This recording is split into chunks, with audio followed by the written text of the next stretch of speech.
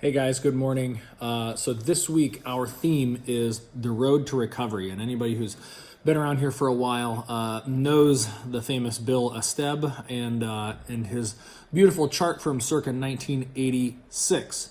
So I'm going to throw this up here so you guys can see this, and we'll kind of talk through what this means and then kind of how we can talk about it with patients. So as you can see, we start at the bottom here.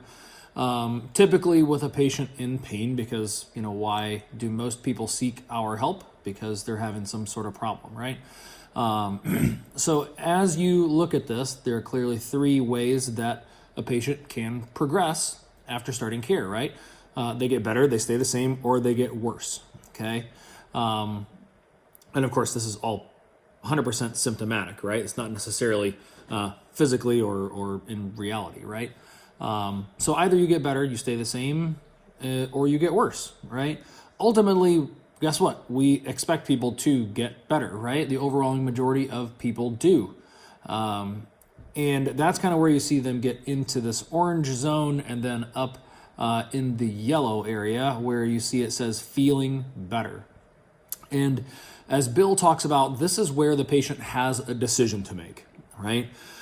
Do they continue with care on some sort of regimented basis, right? Whether that's weekly or every other week, to obviously maintain the symptomatic improvement, but also to see sustained physiologic benefit and actually true wellness care, right? The optimal functioning of the human, or do they elect to discontinue care, where inevitably they do have some sort of relapse or setback.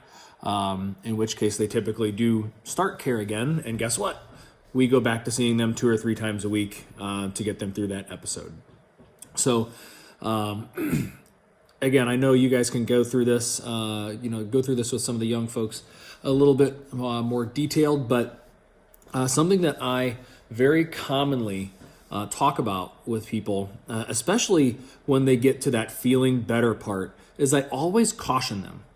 I caution them that generally, right about when someone starts to start feeling better, they generally get out and they start doing something that maybe their body's not ready for yet, but they feel like they're ready for, and they typically have that big pullback, right? Maybe it happens, maybe it doesn't, but that is always one of my strong rationales for continued care above and beyond symptoms. I want to interject one more thing while we're talking about this. I congratulate everybody and I applaud them for the high quality of education that we've been giving. And obviously we've talked about some more complex educational topics. But this is really getting back to basics as far as our education goes, right? Feeling over function.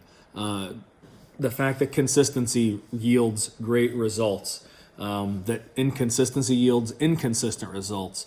All of the low-hanging fruit that we tend to take for granted, we can't stop just because we want to advance a more complex understanding of what it is that we do and help people understand it to a greater degree, right? We have to remember that most people are still here for their very first time.